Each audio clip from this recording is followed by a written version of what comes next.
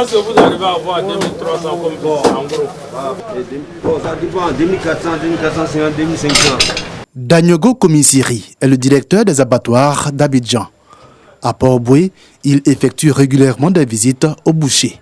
Mais celle qu'il mène aujourd'hui est loin d'être une visite de routine. C'est une période difficile, hein, mais je pense que progressivement, les choses vont s'arranger. Ça commence à aller un peu. Ça, oui. Nous-mêmes, au niveau de l'arrivage, on a vu que ça commence à s'améliorer. Depuis plusieurs semaines, le bovin se fait rare auprès des bouchers. Le prix du kilogramme de viande, lui, a vite fait de prendre l'ascenseur. On a acheté 2000 à 1200. Mais aujourd'hui, on est venu payer 2000. Il dit que c'est 1500.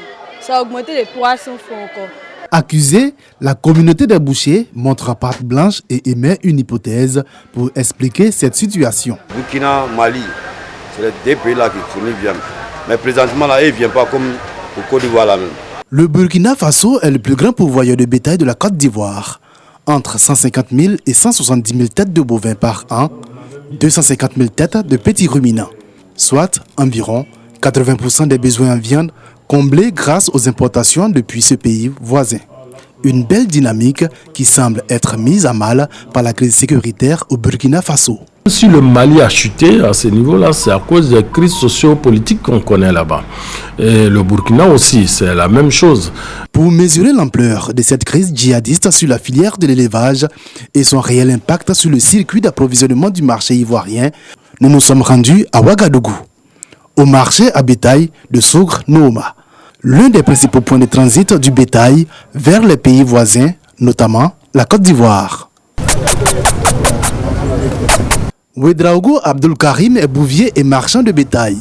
Il y opère depuis des années. Mais ces derniers mois, il observe avec amertume un dysfonctionnement du marché. Les marchés là, en tout cas, c'est un peu cher. Là-bas, c'est un peu cher. Mais comme c'est en fait les gens là ne rentrent pas de marché là comme ça. Quel genre? Moi, je ne sais pas. Tout le monde sait. Ce qu'Abdul Karim ne veut pas nommer et qu'il désigne pudiquement par les gens, ce sont les djihadistes. Certaines de ces bêtes proviennent des zones où opèrent ces derniers. Moi, j'ai payé jusqu'au Marocain. 20 ici là, et la descente moi ici là à 500 000. Moi avant là, moi ça dépasse comme ça là, ça dépasse pas 300, 275 comme. Tout le monde fuit laisser des bœufs. Moi il n'y a pas de bœuf encore. Ces zones que les éleveurs fuient aujourd'hui, ce sont Dori, Barça-Logo, Djibo et plus généralement les régions de l'Est et du Sahel. Des zones de grosse production de bétail qui ont dû réduire la voilure sous la pression djihadiste. Ces jours de marché à Kaya, 130 km de Ouagadougou, la ville, située à une quinzaine de kilomètres de cette zone dangereuse, abrite encore l'un des rares marchés à bétail de la région. Un défi pour les fêtières qui y voient là un moyen de maintenir l'activité. À l'intérieur, comme vous le savez, dans le nord, Dori, Djibo, vous connaissez ce qui se passe présentement là-bas. Mais on essaie de faire avec. Malgré la situation, les bêtes continuent d'arriver seules. Maintenir l'activité sans oublier la sécurité des acteurs. Les marchés à bétail constituent en effet l'une des cibles privilégiées des djihadistes. Les groupes d'autodéfense veillent discrètement au grain. Les volontaires de défense, ils ne sont pas en tenue, mais ils sont dans le marché présentement avec nous. S'il y a quelque chose, ils vont intervenir rapidement. Ça vous rassure? Oui, ça nous rassure. Le bétail est le troisième produit d'exportation du Burkina Faso, après l'or et le coton. Mais pour combien de temps, au vu de la situation sécuritaire du pays? Un casse-tête pour les autorités burkinabées. Les chiffres ont été divisés par 3. Les achats qui se faisaient et qui étaient exportés en direction des pays voisins ont été divisés pratiquement à 3, parce que du fait de l'insécurité. Donc, c'est dire que effectivement cette insécurité-là a impacté énormément les exportations. Avant d'atteindre la Côte d'Ivoire, les impacts de cette baisse drastique de la production bovine sont perceptibles déjà à Ouaga. C'était 2500 le kilo et sans os. Et puis avec os c'était 2000.